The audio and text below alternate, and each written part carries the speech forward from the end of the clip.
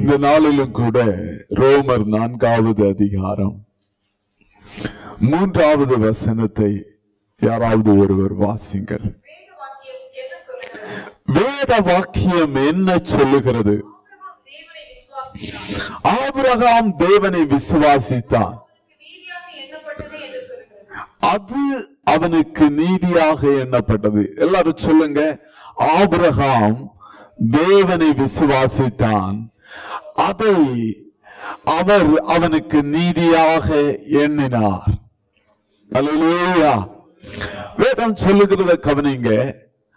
Abraham தேவனை விசுவாசித்தான், Abraham தேவனுடைய வார்த்தையை விசுவாசித்தான், அதை தேவன் அவனுக்கு நீதியாக எண்ணினார்.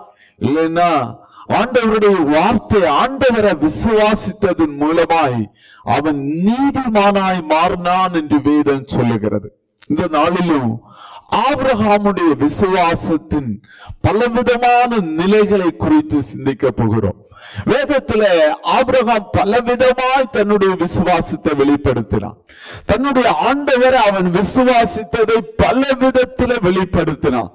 நீங்க வேதத்துல வாசிக்கிற போது இந்த சம்பவத்தை ஆதியாகமம் 15வது அதிகாரத்துல ஆண்டவர் ஆபிரகாமை பார்த்து சொல்லுகிறார். வாசிங்க, 1வது வசனத்தை வாசிங்க. இந்த காரியங்கள் நடந்த பின்பு கர்த்தருடைய வார்த்தை ஆபிரகாமுக்கு தரிசனத்திலே உண்டாகி அவர், ஆபிரகாமே நீ பயப்படாதே, நான் உனக்கு கேடகமும் மகா பெரிய பலனுமாயிருக்கிறேன். இந்த காரியங்கள் நடந்த பின்பு, அதுக்கு முந்தின பகுதியில வாசிக்கிறோம், ஆபிரகாம் லோத்துவிற்காக யுத்தம் செய்ய போகிறான். ஏறத்தாழ 400 பேரை கொண்டு யுத்தம் பண்ண போய் 4 பெரிய ராஜாக்களை முறியடித்து அவன் ஜெயித்தவனாய் திரும்ப வருகிறான். சோதோம் குமாரா ராஜா அவனை பார்த்து சொல்லுகிறார், சோதோம் ராஜா அவனை பார்த்து சொல்லுகிறார், நீர் கொள்ளையடித்து திரும்ப கொண்டு வந்ததெல்லாம் நீர் எடுத்துக்கொள்ளும் அப்படின்னு சொன்ன போது ஆபிரகாம் சொல்லுகிறான், ஒன்றே நான் எடுக்க மாட்டேன். நீங்க அந்த பகுதியை வாசிக்கிற போது அவன் சொல்லுகிறான், ஒரு சாட்டை ஆகலும் ஒரு பாதரட்சையாகலும் நான் உம்மிடத்துல வாங்க மாட்டேன் அப்படின்னு சொல்லி அவன் கடந்து வருகிறான். இப்பதான் ஆபிரகாமுடைய வாழ்க்கையில ஒரு பெரிய, வேதம் சொல்லுகிறது சில வேளையில் அவனுக்கு பயம் இருந்துக்கலாம். 4 ராஜாக்களை முறியடித்தவன், அவனுக்குள்ள ஒரு சின்ன பயம் இருக்கலாம். ஆனா ஆண்டவர் அவனை பார்த்து சொல்லுகிறார், பயப்படாதே, நான் உனக்கு மகா பெரிய கேடகமா இருக்கிறேன். எத்தனை பேர் இருக்கிறீங்க? எத்தனை பேர் இருக்கிறீங்க? ஆண்டவர் அவனை பார்த்து சொல்லுகிறார், நான் உனக்கு மகா பெரிய கேடகமா இருக்கிறேன். எவ்வளவு பிரச்சனை வந்தாலும், எவ்வளவு ராஜாக்கள் வந்தாலும், எவ்வளவு போராட்டங்கள் வந்தாலும் நான் உன்னை பாதுகாக்க சர்வ வல்லமையுள்ளவராய் இருக்கிறேன். அல்லேலூயா. உன்னுடைய வேலைக்காரங்க கூட சில வேளையில தோற்று போகலாம், ஆனால் நான் உன்னை பாதுகாப்பேன் என்று ஆண்டவர் சொல்லுகிறார். அல்லேலூயா. அது மட்டும் ஆண்டவர் சொல்லல, நான் உனக்கு மகா பெரிய பலனாயிருக்கிறேன். ஆண்டவர் சொல்லுகிறார். அவ்வளவு யுத்தம் பண்ணிட்டு வந்து அவனுக்கு நிறைய பலன் கிடைச்சிருக்கணும், நிறைய ரிவார்டு கிடைச்சிருக்கணும். ஆபிரகாம் சோதோமில் இருந்து ஒன்னை எடுக்க மாட்டேன் அப்படின்னு சொல்லி உதறி தள்ளின ஆபிரகாமை பார்த்து சொல்லுகிறார், நான் உனக்கு மகா பெரிய பலனாயிருக்கிறேன். கரங்களை உயர்த்தி சொல்லுங்க, ஆண்டவர் உன்னுடைய பலனாயிருப்பாராக. எத்தனை பேர் சொல்லுவீங்க, ஆண்டவர் எனக்கு பலனாயிருப்பாராக? ஆமே, ஆண்டவர் நம்முடைய பலனாயிருப்பாராக. நம்ம பண்ணுகிற ஒவ்வொரு காரியங்களுக்கும் ஆண்டவர் தாமே பலனளிக்கிறவராய் வெளிப்படுவாராக. ஆண்டவர் ஒரு பெரிய வாக்குத்தத்தத்தை சொல்லுகிறார், அவனுக்கு மகா பெரிய கேடகமும் மகா பெரிய பலனுமாய் இருக்கிறேன். உடனே ஆபிரகாம் சொல்லுகிற சில காரியத்தை அடுத்த பகுதி சொல்லுகிறது. அதற்கு ஆபிரகாம், ஆண்டவரே, அடியேனுக்கு நீர் என்ன தெரிவி? நான் பிள்ளை இல்லாம இருக்கிறேனே, நான் பிள்ளை இல்லாம இருக்கிறேனே. நீங்க அந்த பகுதியை வாசிக்கிறப்ப அவன் சொல்றான், தமஸ்கு ஊரானாகிய இந்த எலியேசர் என் வீட்டு விசாரணை கர்த்தரா இருக்கிறார். பாருங்க, ஆண்டவர் சொல்லுகிற, நான் உனக்கு மகா பெரிய பலனுமா இருக்கிறேன். நான் உனக்கு எல்லாத்துக்கும் எல்லாமுமா இருப்பேன். நான் உனக்கு என்ன சூழ்நிலை இருக்கிறதோ அதற்கேற்றது போல உனக்கு எல்லாவற்றுக்கும் எல்லாமா இருப்பேன் அப்படின்னு ஆண்டவர் சொல்லுகிற போது அவன் சொல்றான், அவன் இருதயத்துல ஆழத்துல கிடந்த ஒரு பெரிய பாரத்தை ஆண்டவர்கிட்ட அறிக்கையிடுறான். ஆண்டவரை, எல்லாம் இருக்கிறது ஆண்டவரே, ஆனா எனக்கு பிள்ளை இல்லையே. அவன் அடுத்த பகுதி இப்படி சொல்றான், எனக்கு இந்த ஒரு புத்திர சந்தானம் தரலவில்லை. சரி, ஒரு ஆண் பிள்ளையதான் தரல, ஒரு பெண் பிள்ளை. புத்திர சந்தானம் ஏதாவது ஒரு ஆண் பிள்ளைன்னு இல்ல, ஒரு பெண் பிள்ளை கூட எங்கிட்ட இல்லையா ஆண்டவரே. நீங்க அடுத்த பகுதி அவன் சொல்லுகிறான், வாசிங்க. நீங்க, இதோ என் வீட்டிலே பிறந்த பிள்ளை எனக்கு சுதந்திரவாளியா இருக்கிறான். அப்படின்னா இந்த எலேசருடைய பிள்ளைதானே இனி சுதந்திரவாளியா இருப்பான். அன்னைக்கு ஒரு வழக்கம் இருந்தது. இப்ப ஒரு எஜமானனுக்கு குழந்தை இல்லைன்னா அவன் மறிச்சதுக்கு அப்புறம் அவன் வீட்டுல பிறந்த வேலைக்காரனுடைய பிள்ளைக்கு அந்த சொத்து எல்லாம் போயிடும். அவன் சொல்ற, ஆண்டவரே, நான் இத்தனை வருஷம் குழந்தை இல்லை, இனியும் குழந்தை இல்லாம மறிச்சிருவேன். இந்த சொத்து எல்லாம் தமஸ்கூர் ஆனாகிய இந்த எலேசருடைய பிள்ளைக்கு போயிடும் அப்படின்னு சொல்லி ஆண்டவர்கிட்ட அவன் புலம்புறான். ஆண்டவர் சொல்லுகிறார், நீங்க வாசிங்க 4வது வசனத்துல, கர்த்தருடைய வார்த்தை அவனுக்கு உண்டாகி, இவன் உனக்கு சுதந்திரவாளி இல்ல, உன் கற்ப பிறப்பாய் இருப்பவனே உனக்கு சுதந்திரவாளி ஆவான் என்று சொல்லி ஆண்டவர் சொல்றாரு. இந்த பாரு ஆபிரகாமே, இவன் உனக்கு சுதந்திரவாளி இல்ல, உன் கற்ப பிறப்பாய் இருக்கிறவனே உனக்கு சுதந்திரவாளி ஆவான் அப்படின்னு சொல்லி அவனை வெளியே அழைச்சிட்டு போய் சொல்றாரு, உனக்கு ஒவ்வொரு குழந்தை இல்லை, உன் சந்ததி எப்படி இருக்கும்னு சொன்னா இந்த வானத்து நட்சத்திரங்களை என்ன கூடுமானா உன் சந்ததி அவ்வளவு பெரிதா இருக்கும். அல்லேலூயா, அல்லேலூயா. ஆபிரகாம் சொல்றான், ஆண்டவரே, நீ சாத்தியம் இல்லை, என் வாழ்க்கை இதோடு முடிஞ்சு போயிருச்சு, இனி எனக்கு ஒரு குழந்தை பிறக்க சாத்தியமே இல்லைங்கிற அவனை ஆண்டவர் வெளியே அழைத்து கொண்டு போய் சொல்றாரு, ஆபிரகாமே, உன் கற்ப பிறப்பாகிய ஒரு சுதந்திரவாளியை உனக்கு தரது மட்டும் இல்ல, அது வானத்து நட்சத்திரங்களை போல மகிமையான ஒரு சுதந்திரவாளியை நான் உனக்கு தருவேன். எத்தனை பேர் இருக்கிறீங்க? அல்லேலூயா, அல்லேலூயா அப்படின்னு ஆண்டவர் சொன்ன உடனே வேதம் சொல்லுகிறது, ஆபிரகாம் அதை விசுவாசித்தார். சொல்லுங்க, அல்லேலூயா, அல்லேலூயா. கொஞ்சம் முன்னாடி சொன்னவன், நான் இப்படியே மறிச்சு போயிருவேன், என்னுடைய வாழ்க்கை, அவனுக்குள்ள இருக்கிற புலம்புல பாருங்க, நீங்க எல்லா ஆசீர்வாதத்தையும் தந்தீங்க ஆண்டவரே, என் வீட்டுல இருக்கிற வேலைக்காரனுக்கு கூட ஒரு குழந்தை இருக்கு ஆண்டவரே, இத்தனை வருஷம் ஆகி எனக்கு ஒரு குழந்தை இல்லையே அப்படின்னு ஆபிரகாம் புலம்புகிற போது ஆண்டவர் சொல்லுகிறார், இல்ல ஆபிரகாமே, உனக்கு ஒரு குழந்தை பிறக்கும். விசுவாசிக்கிறீங்க? அவன் விசுவாசிச்சா வேதம் என்ன சொல்லுகிறது என்றால், அதற்கு அவன் ஆமென் என்று சொன்னான். ஆண்டவர் சொன்ன உடனே அது அப்படியே நம்பினான். எத்தனை பேர் இருக்கிறீங்க?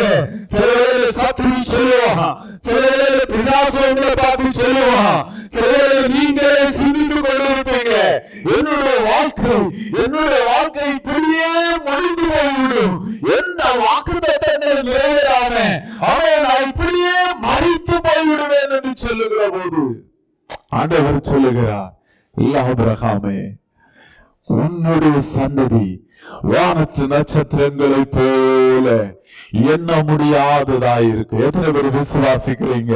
சில வேளையில நீங்க இன்னைக்கு உங்க சூழ்நிலைகளை பார்த்து சொல்லலாம், ஆண்டவரே, இந்த வாழ்க்கையில ஒண்ணு இல்லாம நான் இருக்கிறேன் ஆண்டவரே, நான் ஒண்ணு இல்லாம இருக்கிறேன் ஆண்டவரே, என்னுடைய சூழ்நிலை வெறுமையா இருக்கிறது ஆண்டவரே, என்னுடைய வாழ்க்கை வெறுமையா இருக்கிறது ஆண்டவரே,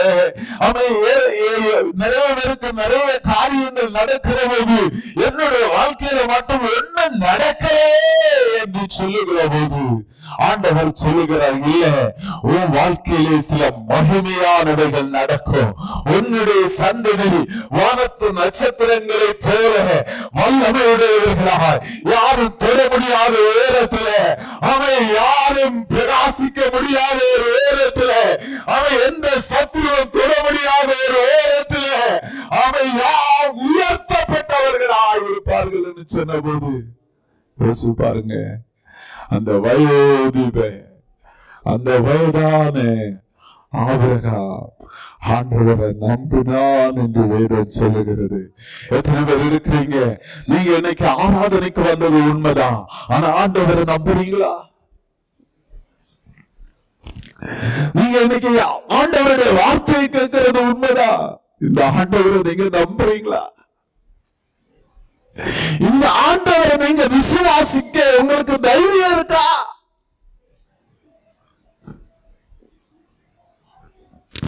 சில அசாத்தியமானவற்றை ஆண்டவர் உங்ககிட்ட சொல்ற போது அதை நம்புறதுக்கு ஆயத்தமா இருக்கிறீங்களா? சொல்லுகிறது, ஆபிரகாம் விசுவாசித்தார். சொல்லுங்க, நானும் விசுவாசிக்கிற ஆண்டவரே. கரங்களை தட்டிக்கு சொல்லுங்க, நானும் விசுவாசிக்கிற ஆண்டவரே.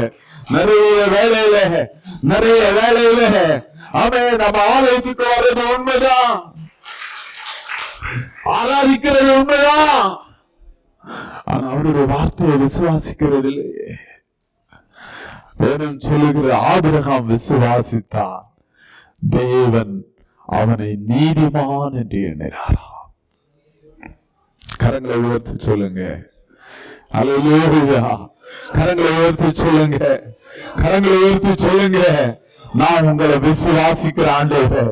எந்த மனிதனை விசுவாசிக்கிறதை விட, அவன் உலகத்தின் ராஜாக்களை விசுவாசிக்கிறதை விட உங்களை நான் விசுவாசிக்கிற ஆண்டவரே அப்படின்னு சொல்லி உங்க கரங்களை தட்டி ஆண்டவரை ஸ்தோத்திரம் பண்ணுங்க, ஆண்டவரை ஸ்தோத்திரம் பண்ணுங்க.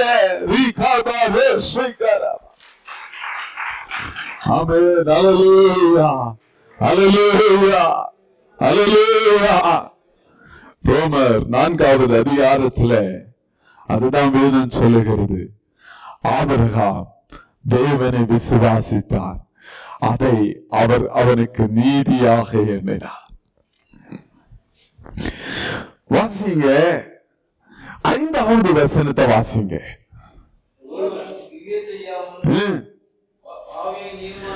பாவியை நீதிமானாக்குகிறவர். நல்லா கவனிங்க, நம்முடைய ஆண்டவர் ஆபிரகாம் சொல்றது ரொம்ப ஒரு சாதாரண காரியம். அவன் சொல்றான், அவன் முடிவு பண்ணிட்டான், எனக்கு நீ குழந்தை பிறக்காது, நான் இப்படியே மறிச்சு போயிடுவேன், இந்த சொத்தெல்லாம் இயேசுடைய பிள்ளைக்கு போயிடணும் முடிவு பண்ணின. எல்லாமே முடிந்து போயிடுச்சுன்னு நினைச்ச அந்த ஆபிரகாமே வானத்து நட்சத்திரங்களை போல உள்ள சந்ததிகளுக்கு தகப்பனாய் மாற்றினவர். இன்றைக்கு புதிய ஏற்பாட்டு விசுவாசிகளுக்கு என்ன செய்கிறார் என்று வேதம் சொல்லுகிறது என்றால், பாவிகளை நீதிமான்களாய் மாற்றுகிறார். கரங்களை உயர்த்தி ஒரு அல்லேலூயா சொல்லுங்க. நிறைய வேலையில நம்ம என்ன நினைக்கிறோம் தெரியுமா? ஐயோ, நான் இந்த ஆண்டவருடைய வார்த்தை கீழ்ப்படிஞ்சா நான் ஆண்டவருக்கு உண்மையா வாழ முடியாது, நான் எல்லாம் இந்த வேத வசனத்தின்படி வாழ முடியாது, நான் எல்லாம் நீதிமானா வாழ முடியாது. ஆனா நம்முடைய ஆண்டவரை குறித்து வேதம் சொல்லுகிறது, பாவிகளை நீதிமான்கள் ஆக்குகிறவர். எத்தனை பேர் இருக்கிறீங்க? சில வேளையில நீங்க சொல்லலாம், சில பாவங்கள் எங்கிட்ட இருக்கு பாஸ்டர். சில வேளை ஆண்டவரை பார்த்து சொல்லலாம், சில பாவங்கள் என்னால விடவே முடியாது, சில பாவங்கள் நான் மறைக்கிற வரைக்கும் அது என்ன ஆளுகை செய்யலாம் செய்யும், நான் இதுல இருந்து வெளியவே வர முடியாதுன்னு சொல்றப்போ நீங்க சொல்லுங்க, ஆண்டவரை விசுவாசிங்க, இந்த பாவத்திலிருந்து ஆண்டவர் என்னை விடுவிக்க வல்லவர். அது எவ்வளவு பெரிய பாவமா இருக்கலாம், இந்த பாவத்திலிருந்து ஆண்டவர் என்னை விடுவிக்க வல்லவர். எத்தனை பேர் விசுவாசிக்கிறீங்க? அந்த பாவத்திலிருந்து என்னை விடுவிக்கிறவர் மட்டுமல்ல, என்னை நீதிமானாய் மாற்றுகிறவர், வானத்து நட்சத்திரங்களைப் போல என்னை பிரகாசிக்க பண்ணுகிறவர், என்னை மற்றவர்களுக்கு வெளிச்சமாய் மாற்றுகிறவர், என்னை நீதிமானாய் மாற்றுகிறவர், அவனை அநேகருக்கு பிரகாசமுள்ளவனாய் மாற்றுகிறவர். எத்தனை பேர் விசுவாசிக்கிறீங்க? நீங்க நிறைய காரியங்களுக்கு தேவனை விசுவாசிக்கலாம், நிறைய காரியங்களுக்கு நீங்க ஆண்டவரை விசுவாசிக்கலாம், வேலைக்காக நீங்க ஆண்டவரை விசுவாசிக்கலாம், பிரச்சனைகளுக்காக சமாதானத்திற்காக நீங்க ஆண்டவரை விசுவாசிக்கலாம். ஆனா எல்லாத்தையும் விட நம்ம ஆண்டவரை எதற்காக விசுவாசிக்கணும் தெரியுமா? இந்த ஆண்டவர் பாவியாகிய என்னை நீதிமானாய் மாற்றுகிறவர். எத்தனை பேர் இருக்கிறீங்க? கரங்களை உயர்த்தி சொல்லுங்க, ஓ பாவியாகிய என்னை நீதிமானாய் மாற்றுவார். இந்த ஆண்டவரை நான் எதற்காக விசுவாசிக்கிறேன் தெரியுமா? பாவியாகிய என்னை நீதிமானாய் மாற்றுகிறவர். கரங்களை உயர்த்தி சொல்லுங்க, கரங்களை தட்டி சொல்லுங்க, கரங்களை தட்டி சொல்லுங்க. என் ஆண்டவரால மாற்ற முடியாத பாவம் ஒன்று இல்ல, கல்வாரி இரத்தத்தால மாற்ற முடியாத பாவம் என்று ஒன்று இல்ல, அவர் கல்வாரி இரத்தத்தால வெல்ல முடியாத மரணத்தின் கூர் என்று ஒன்று இல்லை. நீங்க பலவீனர்களாயிருக்கலாம், ஆனா உங்க பாவத்தை உங்களை மேற்கொள்ள வல்லமை வைக்க ஒரு பெரிய ஆண்டவர் நமக்குள்ள இருக்கிறார். எத்தனை பேர் விசுவாசிக்கிறீங்க? நான் விசுவாசிக்கிற ஆண்டவரே. கரங்களை உயர்த்தி சொல்லுங்க, நான் விசுவாசிக்கிற ஆண்டவரே, இந்த பாவத்திலிருந்து என்னை விடுவிக்க நீர் வல்லவர் என்று விசுவாசிக்கிறேன். ஆண்டவரே, இந்த கட்டுகளில் இருந்து அவன் என்னை நீதிமானாய் மாற்ற நான் நீர் வல்லவர் உள்ளவர் என்று நான் விசுவாசிக்கிறேன். அல்லேலூயா, அல்லேலூயா. சொல்லுகிறது அதுதான் பெரிய கிருபை, பெரிய கிருபை. ஆண்டவருடைய பெரிய கிருபை என்ன தெரியுமா? யாராவது கேட்பாங்க, சோமா இருக்கிறீங்களா பிரதர்? ஆண்டவருடைய கிருபையினால நான் என்ன செய்றேன், நல்லா இருக்கிறேன்னு சொல்லுவோம். பெரிய கிருபை என்ன தெரியுமா? ஒரு பாவியாகிய மனிதனே, ஒண்ணுக்கு உதவாத ஒரு பாவியாகிய மனிதனே, அவனை நீதிமானாய் மாற்றி அநேகருக்கு வெளிச்சமாய் மாற்றுகிறது தான் அவருடைய பெரிய கிருபை. எத்தனை பேர் இருக்கிறீங்க? ஆமென். கரங்களை உயர்த்தி சொல்லுங்க, நான் உங்களை நம்புற ஆண்டவரே, நான் உங்களை நம்புற ஆண்டவரே.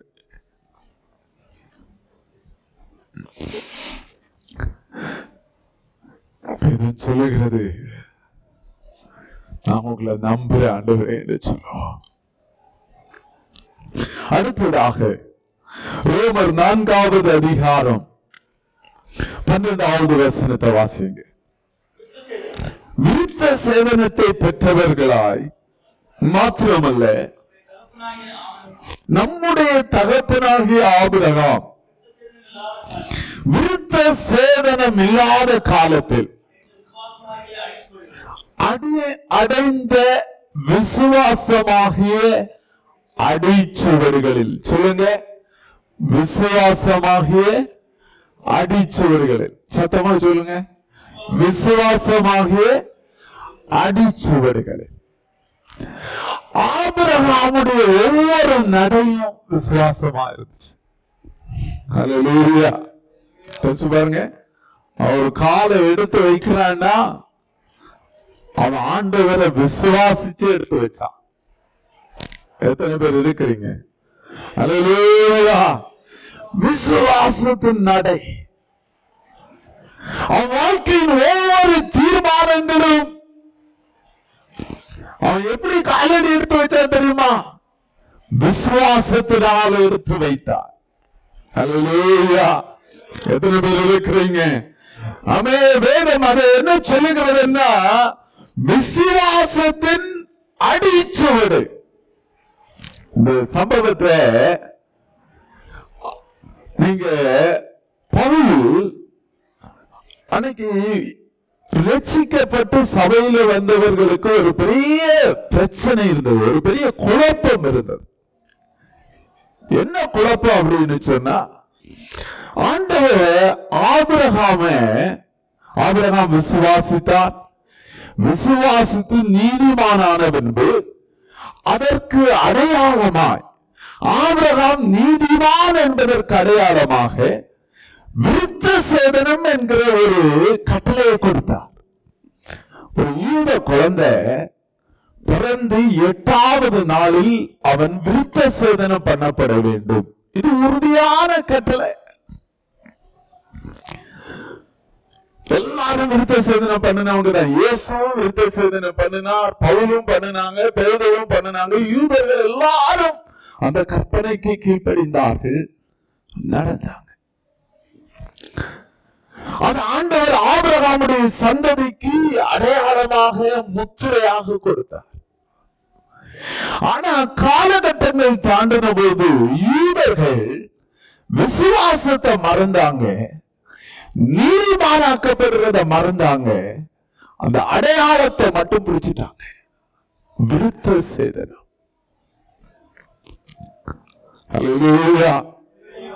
நிறைய வேளையில நம்மவும் இப்படிதான். சிலர் எல்லாம் சொல்லுவாங்க, நான் சின்ன குழந்தையா இருக்கிறப்ப ஞானஸ்தானம் எடுத்துட்டேன் பாஸ்டர், இனி எதற்கு நான் ஞானஸ்தானம் எடுக்கணும்?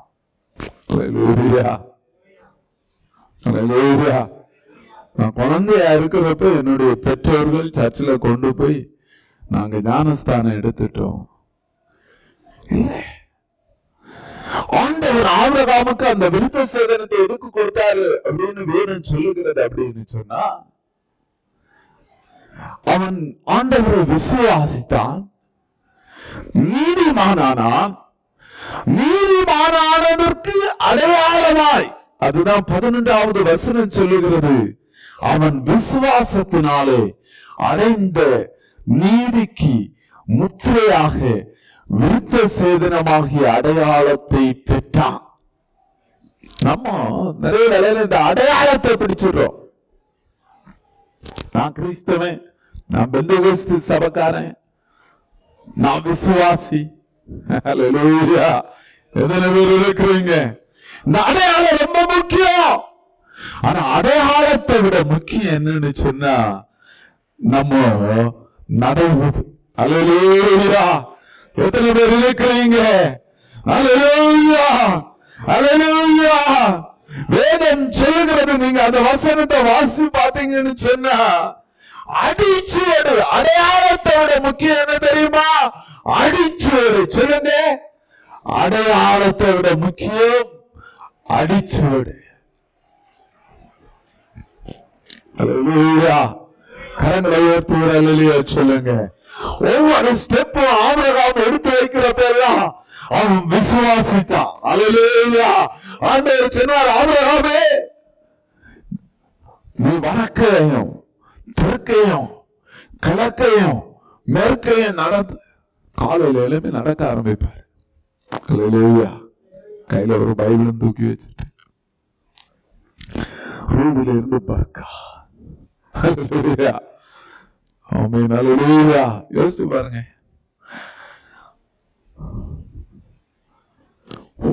ஒரு சென்ட் நிலம் கூட இல்லை. ரூபில இருந்து பர்காவில இருந்து அப்படியே அவாவி ருஸ்தாக்ல இருந்து இப்படி அப்படியே சுத்தி நெசவா வந்து மறுபடியும் ஒரு செயல். பாக்குறவங்க எல்லாம் என்ன நினைப்பான், இவருக்கு வேற வேலையே இல்லை. அல்லேலூயா. ஆனால் வேதம் சொல்லுகிறது, ஆபிரகாம் விசுவாசிச்சான், நான் காலடி வைக்கிற இடங்களை எல்லாம் ஆண்டவர் என்னுடைய சந்ததிக்கு கொடுப்பார். எத்தனை பேர் இருக்கிறீங்க? கரங்களை உயர்த்தி ஒரு அல்லேலூயா சொல்லுங்க. அல்லேலூயா.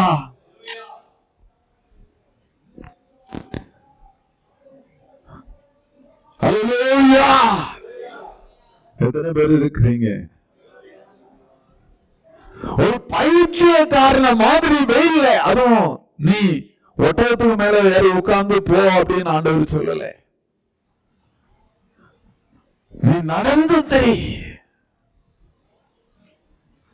அவ்வளவு வெயிலு.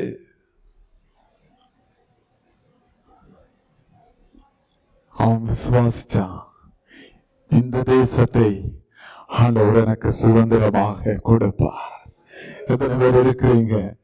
அல்லேலூயா, அல்லேலூயா. உலகத்துக்கு பைத்தியமாய் தோன்றுகிற போது ஆபிரகாமுடைய ஒவ்வொரு ஸ்டெப்பும் விசுவாச ஸ்டெப்பா இருந்துச்சு.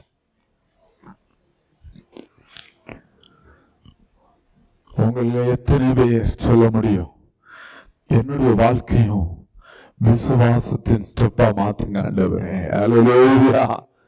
கரங்களை உயர்த்தி சொல்லுங்க, என்னுடைய வாழ்க்கையும் விசுவாச நடையா இருக்கணும் ஆண்டவரே. அல்லேலூயா. சிலவரோட உலகத்தின் பார்வையில பைத்தியமா இருக்கலாம். என்னுடைய நடை விசுவாச நடையா இருக்கணும். அந்த வசனம் சொல்றத நீங்க ரொம்ப ஆச்சரியமா அந்த வசனம் சொல்லுகிறது. நம்ம வாசித்த ரோமர் 4வது அதிகாரம் 12வது வசனம் சொல்லுகிறது, அடிச்சுவடுகள். அடிச்சுவடு. ஆபிரகாம் நடக்கிறப்போ அந்த பாதை ரொம்ப கடினமானது, முள்ளு கிடக்கிறது, சில இடங்கள்ல கல்லு. நடக்கிறப்போ கொஞ்ச தூரம் அந்த முள்ளு நடக்கிறப்போ அப்படியே ரத்தம் பீரிட்டு பாய்கிறது. ஆபிரகாம் அந்த முள்ளெல்லாம் எடுத்து எரிஞ்சிட்டு அவன் நடக்கிறான். நான் இது ஒரு ஆபிரகாமுக்கு அப்படி நடந்ததுன்னு என்கிற அர்த்தத்தில் சொல்லல. ஆனா அவன் நடந்த இடங்கள் எல்லாம் அவன் இரத்த கரை படிந்த கால் தடங்கள் பின் சந்ததிக்கு அடையாளமாய் மாறிட்டு. எத்தனை பேர் இருக்கிறீங்க? சில வேளையில உங்க விசுவாச வாழ்க்கையில நீங்க போகிற முள்ளான பாதைகள், நீங்க ஆண்டவரை விசுவாசிக்கிறது நிமித்தமாய் நடக்கிற நடைகள் சந்ததிக்கு அது ஒரு பாதையாக கர்த்தர் மாற்றுவார். எத்தனை பேர் இருக்கிறீங்க? எத்தனை பேர் விசுவாசிக்கிறீங்க? கரங்களை தட்டி ஆண்டவரை ஸ்தோத்திரம் பண்ணுவோமா? நீங்க படுகிற சில வேதனைகளை, நீங்க படுகிற சில வேதனைகளை கர்த்தர் உங்கள் சந்ததிக்கு பாதைகளாக மாற்றி கொடுக்க போகிறார். அவர்கள் அந்த பாதையை பின்பற்றி நடந்து வரும்படி அதை அடிச்சுவடுகளாய் கர்த்தர் மாற்ற விரும்புகிறார். கரங்களை உயர்த்தி ஒரு அல்லேலூயா சொல்லுங்க. அவன் விசுவாசிச்சான், அவன் நடந்தான். நம்ம டெய்லி காலையில் எழும்புறப்போ நம்ம செய்யற ஒவ்வொரு காரியத்திலையும் நம்ம சொல்லணும், நான் இன்னைக்காக மட்டும் வாழல, என்னுடைய வாழ்க்கையில் ஆண்டவர் ஒரு வாக்குத்தத்தத்தை கொடுத்திருக்கிறார். அதை சார்ந்து இன்றைக்கு நான் எடுக்க போகிற எல்லா முடிவுகளும் இருக்க போகிறது. நான் இன்னைக்கு இருக்கிற என்னுடைய சூழ்நிலையை பார்க்கல, எனக்கென்று ஆண்டவர் ஒரு வாக்குத்தத்தத்தை கொடுத்திருக்கிறார். அதை சார்ந்து இன்னைக்கு என்னுடைய ஊழியம் இருக்க போகிறது. எத்தனை பேர் இருக்கிறீங்க? நான் இன்னைக்கு ஏதோ எனக்கு இருக்கிற சில தேவைகள் இருக்கிறது உண்மைதான். எனக்கு சில தேவைகள் இருக்கிறது உண்மைதான். எனக்கு சில குறைகள் இருக்கிறது உண்மைதான். நான் அதை பார்த்து நடக்க போறதில்லை. எனக்கென்று ஆண்டவர் ஒரு வாக்குத்தத்தத்தை கொடுத்திருக்கிறார். அதை பார்த்து இன்றைக்கு நான் எடுக்க போகிற ஒவ்வொரு ஸ்டெப்புகளை எடுத்து வைக்க போகிறேன் என்று சொல்லணும். அல்லேலூயா. எத்தனை பேர் விசுவாசிக்கிறீங்க? எத்தனை பேர் சொல்லுவீங்க அல்லேலூயா, அல்லேலூயா? இயேசுவின் பின்னே போக துணிந்தேன், இயேசுவின் பின்னே போக துணிந்தேன், இயேசுவின் பின்னே போக துணிந்தேன், பின்னோக்கு நான் பின்னோக்கு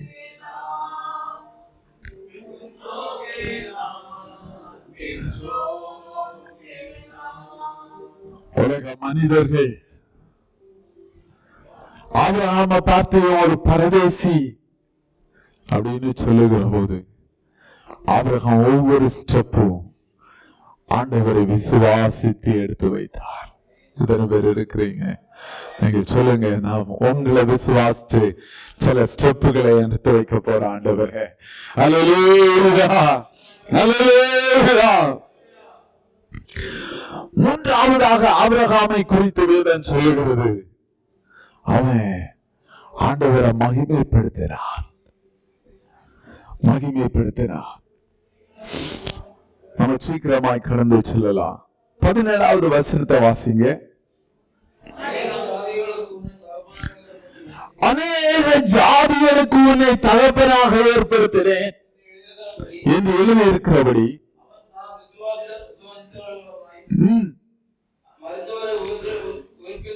மரித்தோரை உயிர்ப்பித்து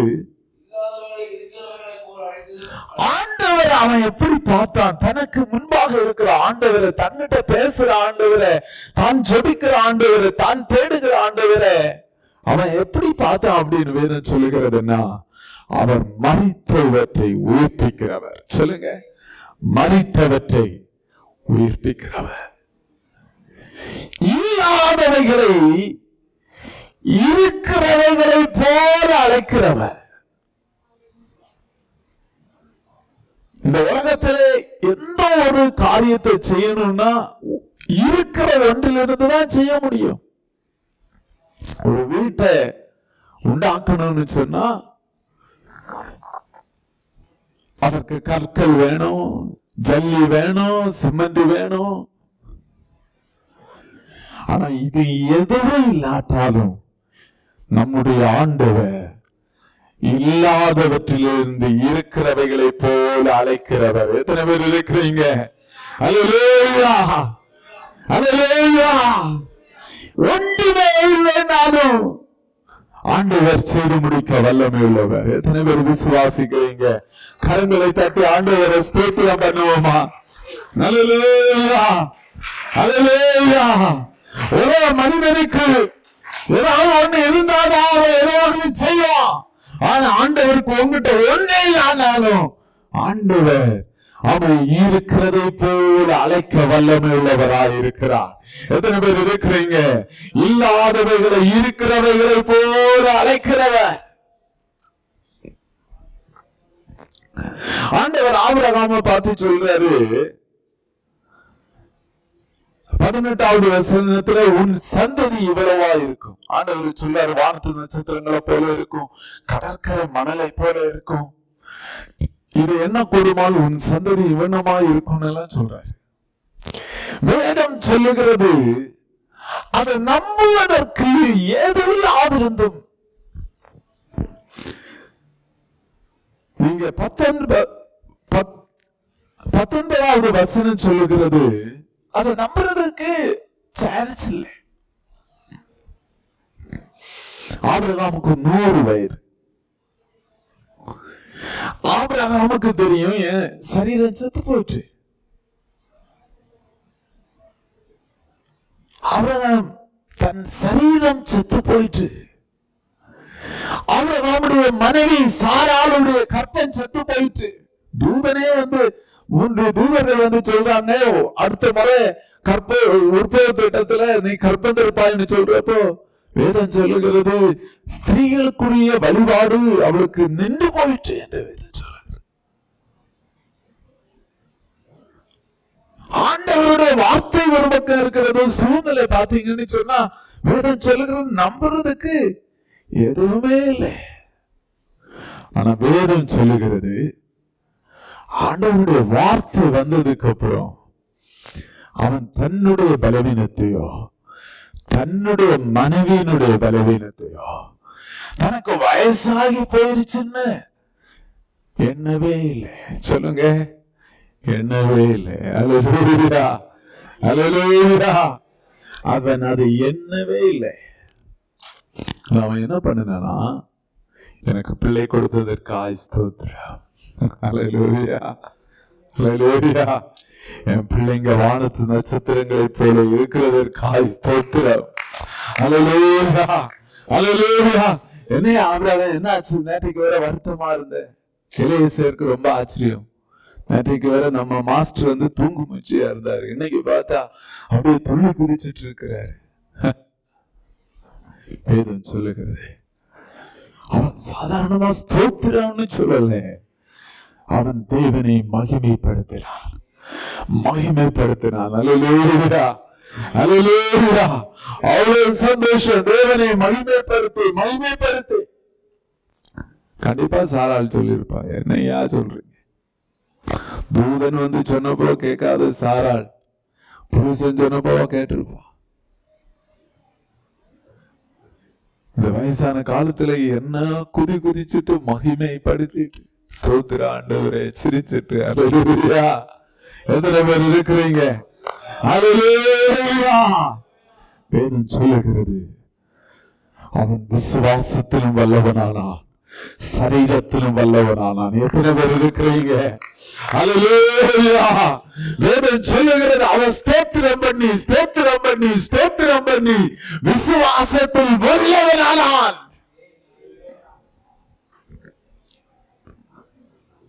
என்ன நடந்தது தெரியுமா? விசுவாசத்துல மட்டும் வல்லவனாகல, மரித்து போன அவன் சரீரம் வல்லமை பெற்றது. மரித்து போன சாராளுடைய சரீரம் வல்லமை பெற்றது. அல்லேலூயா. இதுவரைக்கும் தன்னுடைய சரீரத்தில் இல்லாத ஒரு வல்லமை ஆபிரகாம் அனுபவிக்க ஆரம்பித்தான். அல்லேலூயா. எத்தனை பேர் விசுவாசிக்கிறீங்க? எத்தனை பேர் விசுவாசிக்கிறீங்க? அல்லேலூயா, அல்லேலூயா. அவன் வல்லவனானான்,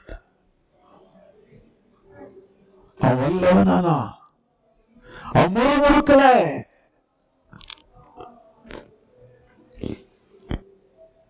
வேதம் சொல்லுகிறது அவன் ஆண்டவரை விசுவாசிச்சான். சொல்லுங்க, அவன் ஆண்டவரை விசுவாசிச்சான். பலவீனனான ஒரு ஆபிரகாம் ஆண்டவரை விசுவாசிச்சான். எத்தனை பேர் இருக்கிறீங்க? தேவ பிள்ளைய உங்கள எத்தனை பேர் இன்னைக்கு சொல்ல முடியும்? நான் உங்களை விசுவாசிக்கிறேன் ஆண்டவரே, நான் உங்களை விசுவாசிக்கிறேன் ஆண்டவரே. இந்த வேதத்தின் ஆண்டவரை நான் விசுவாசிக்கிறேன் ஆண்டவரே, இந்த வேதத்தின் ஆண்டவரை நான் விசுவாசிக்கிறேன் சொல்றவங்க உங்க பைபிளை எடுத்து கரங்களை உயர்த்தி காண்பீங்க. இந்த வேதத்தின் ஆண்டவரை நான் விசுவாசிக்கிறேன். அல்லேலூயா, அல்லேலூயா. மரித்தவற்றை உயிரோடு எழுப்ப வல்லவர், மரித்தவற்றை உயிரோடு எழுப்ப வல்லவர். செத்து போன சரீரங்களை உயிர்ப்பிக்க வல்லவர், செத்து போன சரீரங்களை உயிர்ப்பிக்க வல்லவர். இல்லாதவைகளை இருக்கிறவைகளை போல அழைக்கிறவர். ஓ ஷரபா, இத்தனை நாட்களும் சாத்தியமே இல்லை, அதுக்கான அறிகுறியே இல்லைன்னு சொல்ற இடத்திலையும் எனக்காக ஆண்டவர் சொன்ன வாக்குத்தத்தங்களை நிறைவேற்ற வல்லவர் என்று நான் விசுவாசிக்கிறேன். எத்தனை பேரு சொல்லுறீங்க? கரங்களை உயர்த்துவார் அல்லேலூயா சொல்லுங்க. அவன் விசுவாசிச்சது மட்டும் இல்லை, அவன் மகிமைப்படுத்தினான். ஸ்தோத்திர ஆண்டவரே. அவனுக்கு நடந்ததற்காக அவன் மகிமைப்படுத்தல, நடந்ததை குறிச்சு சாட்சி சொல்லல, நடந்த பிறகு அவன் ஸ்தோத்திரம் பண்ணினான் என்று வேதம் சொல்லல. ஆண்டவருடைய வார்த்தை அவன் ரிசீவ் பண்ணினதுல இருந்து அவன் ஸ்தோத்திரம் பண்ண ஆரம்பிச்சான். இந்த ஆண்டவர் வல்லமை உள்ளவர். எத்தனை பேர் விசுவாசிக்கிறீங்க? ஒன்றுமில்லாதவற்றை சிலவற்றை ஆண்டவர் வானத்து நட்சத்திரங்களை போல மாற்ற போகிறார். விசுவாசிக்கிறவங்க கரங்களை தட்டி ஆண்டவரை ஸ்தோத்திரம் பண்ணுங்க. பலவீனமான சிலவற்றை, பலவீனமான சிலவற்றை, அவன் ஒன்றுமில்லாத இருக்கிற சிலவற்றை ஆண்டவர் வானத்து நட்சத்திரங்களை போல பெருக பண்ண போகிறார்.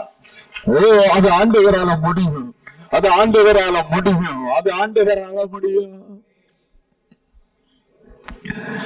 நீங்க சாதாரண மாணவர்,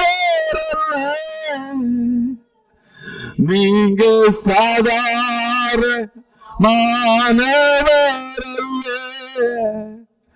நீங்க சாதாரண மாணவர் அல்ல, நீங்க சாதாரண மாணவர் அல்ல.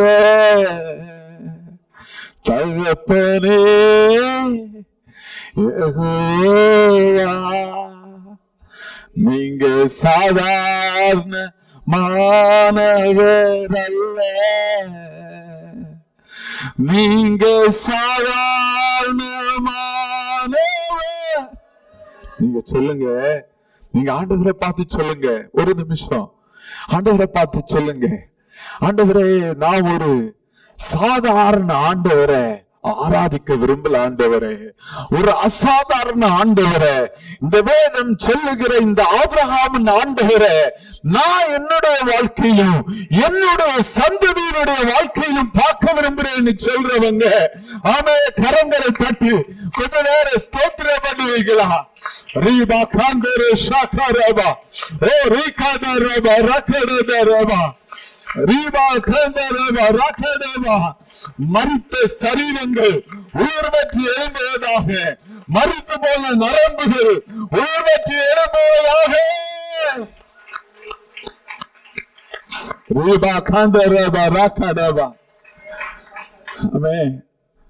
நீங்க எல்லாம் கரங்களை தட்டி பாடுறத பார்த்தா ஏதோ போர்ஸ் பண்ணி அடி வைக்கிறது மாதிரி இருக்கு. அல்லேலூயா. சந்தோஷமா மகிமைப்படுத்துங்க, சந்தோஷமா. என் ஆண்டவர் இதை செய்ய போகிறார், என் ஆண்டவர் இதை செய்ய போகிறார். இந்த ஆண்டவர் உங்களுக்காக இதை செய்ய போகிறார், இந்த ஆண்டவர் உங்களுக்காக இதை செய்ய போகிறார்.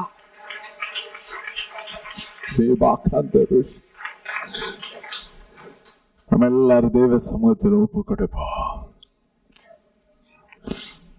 சில வேளையில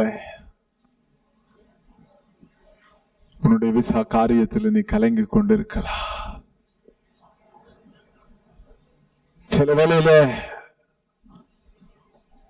உன்னுடைய பொருளாதார நெருக்கடியில நீ கலங்கி கொண்டிருக்கலாம். ஆனா இந்த ஆண்டவர் அற்புதம் செய்ய வல்லவராயிருக்கிறார், அற்புதம் செய்ய வல்லவராயிருக்கிறார். வாய்களை திறந்து சொல்லுங்க, நான் விசுவாசிக்கிற ஆண்டவரே, நான் விசுவாசிக்கிற ஆண்டவரே, நான் விசுவாசிக்கிற ஆண்டவரே, நான் விசுவாசிக்கிறேன். அன்பு தகப்பனே, இந்த பிள்ளைங்க எந்தெந்த இடத்துல போராடி கொண்டு இருக்கிறாங்களோ அந்த இடத்துல தேவன் அவர்கள் பலனாய் வெளிப்படுவீராக, பலனாய் வெளிப்படுவீராக. தொடர்ந்து ஆளுகை செய்யும் இயேசு கிறிஸ்துவின் நாமத்தில் ஜெபிக்கிறேன். ஜெபங்களும் ஜீவனுள்ள நல்ல